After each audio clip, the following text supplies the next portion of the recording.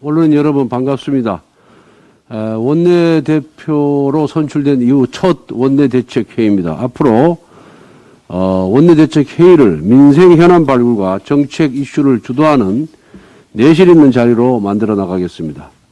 민주당이 오늘 검찰 수사권 완전 박탈을 위한 정책 의총을 개최한다고 합니다. 민주당의 관심은 오로지 수사권 박탈에 있지 빼앗은 수사권을 어디로 보낼지와 같은 중요한 문제에 대한 대안도 마련해 놓지 않았습니다. 맹목적인 검찰 무력화를 시도하고 있습니다. 20대 국회 말에 더불어민주당은 패스트 트랙을 이용해서 일방적으로 선거법, 공수처법, 그리고 검경 수사권 조정 법안을 모두 간철시켰습니다. 당시 민주당은 검찰 수사권을 완전히 박탈할 수 있을 정도의 의석을 갖고 있었음에도 불구하고 부패범죄, 경제범죄, 공직자범죄, 선거범죄, 방위사업범죄, 대형 참사 등 6대 중대범죄에 대해서는 검찰의 수사 범위로 남겨놓았습니다. 그 이유는 무엇이겠습니까? 대부분 일반 범죄의 수사권을 경찰에 넘겨주더라도 중대범죄는 당분간 검찰이 수사할 수밖에 없음을 스스로 알고 있었기 때문입니다. 검경 수사권 조정이 시행되지 이제 1년이 조금 넘었습니다. 일반 범죄에 있어서도 경찰의 수사 역량에 대한 국민의 불신이 큰 상황입니다. 최근 그것이 알고 싶다에 나온 계곡 살인사건 피의자들이 경찰 수사에서 풀려나왔다가 검찰이 결정적 증거를 발견한 이후 피의자들은 도주 중입니다. 검찰이 없었다면 영구 미제 사건이 되었을 것입니다. 일반 형사사건도 이러할진데 검수완박이 되면 중대범죄 수사에 대한 검찰의 신뢰가 유지될지 걱정이 됩니다.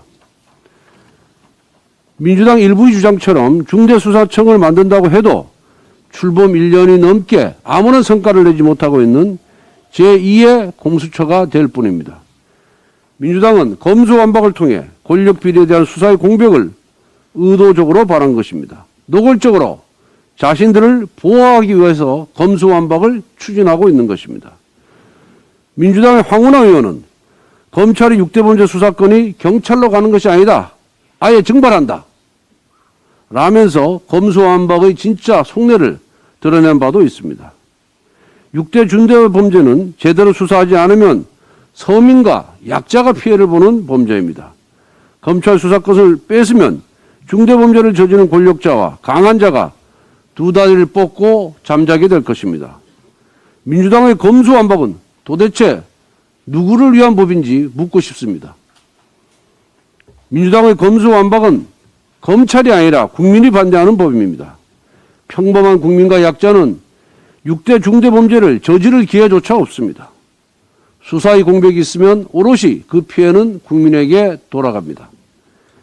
정의당의 여영국 대표께서 검수완박에 대해 시기도 방식도 내용도 동의하기 어렵다고 말씀하셨습니다.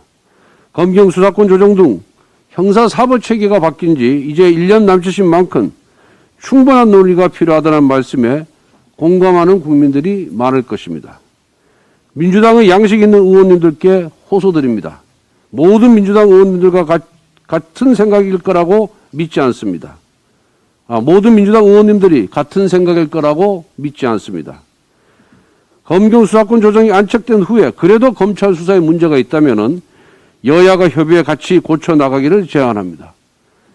민주당에서 그것도 기다리기 어렵다면 국회의 형사사법 시스템 개선을 위한 태스크포스나 특위를 구성해서 진지하게 논의할 것을 다시 한번 제안합니다. 문재인 정권이 인수위원회 다주택자 양도세 중과 한시 배제 방침을 거부했습니다. 문재인 대통령은 하향 안정화 추세가 지속되던 부동산 시장이 불안 조짐을 보여 걱정이라며 인수위 정책 방향을 에둘러 비판하기도 했습니다. 지난 5년간 부동산 폭등을 가져온 정책 실패에 대한 반성이나 자성의 목소리는 보이지 않고 오히려 새 정부의 정책 실패 책임을 떠넘기려는 의도를 보여 매우 유감스럽습니다. 더구나 규제 일변도의 부동산 정책으로 국민들에게 세금 폭탄을 안겨 국민들은 집을 팔 수도 살 수도 없는 진퇴양난에 몰려 있는데 대통령이 하향안전화를 말하는 것은 참으로 현실과 동떨어진 인식입니다. 도대체가 실패를 하고도 끝까지 인정하지 않는 모습입니다. 비록 문정권의 반대로 다주택자에 대한 양도세 중과 유예 조치가 잠시 지연되었지만 새 정부 출범과 함께 시행령을 개정하여 소급 적용하겠다는 약속은 반드시 지키겠습니다. 정권 교체에 따른 정책 변화를 국민들이 생활 속에서 느낄 수 있도록 우리 국민의힘도 적극 지원해 나아가겠습니다. 문재인 정권의 실정이 상식과 공정의 사회적, 국가적 파괴는 물론 곳곳에서 서민들의 삶을 파괴시켜 놓고 있습니다. 가뜩이나 고달픈 서민들의 허리띠를 졸라 매게 한 실패한 정권의 그림자는 이제 공포의 수준에 이르고 있습니다. 하루에 치솟는 물가는 가벼운 장바구니의 무게감이 아니라 마트와 장에 가기가 겁나는 공포에 가까운 상황이 되어가고 있습니다. 집값은 어떻습니까?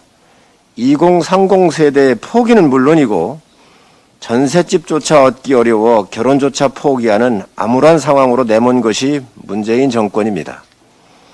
공공요금 또한 인상이 대기라인에 밀어 놓았었습니다.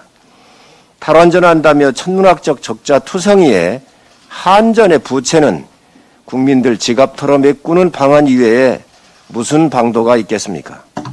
정치 보복과 정권 연장에만 몰두했던 문재인 정부가 내놓은 최악의 성적표 앞에 윤석열 정부가 헤쳐나가야 할 파고가 높고도 험합니다. 국민의 삶을 안정시켜 소박한 가족들의 웃음소리가 울려 퍼지도록 해야 합니다. 온화한 봄볕을 받으며 마음껏 벚꽃길을 걸으며 마스크 없는 공기를 마실 수 있도록 해야 합니다. 윤석열 정부는 국민의 삶에 힘을 들이는 정책과 봉사로 국민을 섬길 것입니다. 눈물 흘리는 국민들 눈물 닦아드리고 억울한 것 있으면 풀어드리고 힘들고 외로울 때 손잡아드리는 따뜻한 동행이 정부가 되도록 국민의힘은 노력을 할 것입니다. 민생이 최우선입니다. 현장에서 국민들의 목소리를 담아 정책에 반영하겠습니다. 국민들 삶의 현장에서 함께 뛰고 뒹구는 두 발로 정치를 실현하겠습니다. 국민의힘은 소수의 집권 여당입니다. 힘이 없는 여당입니다. 하지만 국민 속에서 국민을 바라보며 국민의 소망을 담아 국민들의 땀방울의 가치가 빛이 나는 나라가 되도록 헌신하겠습니다. 아무리 어려운 난제가 놓여 있어도 국민들 삶이 피폐하고 힘들어도 함께 거닐며 무거운 짐의 무게를 덜기 위해 노력하는 국민의 힘이 되도록 노력하겠습니다. 예, 기획재정위원 간사 유성걸 의원입니다. 문재인 대통령은 결국 임기 마지막까지 부동산 정책 실패에 대한 반성과 성찰이 없었습니다. 오히려 윤석열 당선인의 부동산 정책에 의깃장을 놓는 듯한 발언을 끝까지 하고 있습니다. 어제 수석 보좌관 회의에서 어렵게 안정세를 찾아가던 부동산 시장 영향을 주는 규제 완화는 신중해야 한다라는 지적이 있었습니다. 부동산 시장 안정을 위한 조치는 당연히 해야 될 것입니다. 그런데 기재부도 윤석열 당선인의 공약사항이며 인수위가 4월 시행을 요청한 다주택자 양도소득세 중과세율 한시적 배제에 대해서 차기 정부 출범 이후에 실시해라 라고 하면서 사실상 반대 의견을 표명을 했습니다. 문재인 정부는 지난 5년간 부동산 정책으로 수많은 서민들의 눈에 피눈물을 맺게 했습니다만 결국은 그 피눈물을 닦아주지 못하고 마지막까지 발목을 잡고 있는 그런 상황입니다. 특히 과세 기준일인 6월 1일이 대통령 취임일 5월 10일 이후에 보면 한 달여도 채 남지 않는 그런 상황이기 때문에 윤석열 정부와 국민의힘은 취임 이후 곧바로 국민들이 피부로 체감하는 부동산 정책의 변화를 위해 지금 현재 노력을 하고 있습니다. 그래서 본의원도 종부세 부과 기준이 된 6월 1일 이후에 예컨대 이사라든지 대체 취득으로 인한 일시적 2주택자에 대해서 1주택자와 동일한 혜택을 부여하는 종합부동산세법 일부 개정 법률안을 발의했다는 그런 말씀을 드립니다. 앞으로도 국민의힘 기획재정위원회에서는 부동산과 세제정책에 관련된 규제를 정비해서 더 이상 부동산만큼은 국민들께 스트레스를 주지 않도록 노력하겠다는 말씀을 드립니다. 다음은 제가 지금 계속해서 이런 말씀을 드립니다만 물가가 진짜 심상치 않습니다. 그래서 물론 외부적인 요인도 있지만 굉장히 위중하고 심각한 상태라는 그런 말씀을 드립니다. 러시아의 우크라이나 침공 영향으로 세계 식량 가격이 지금 급등하고 있습니다.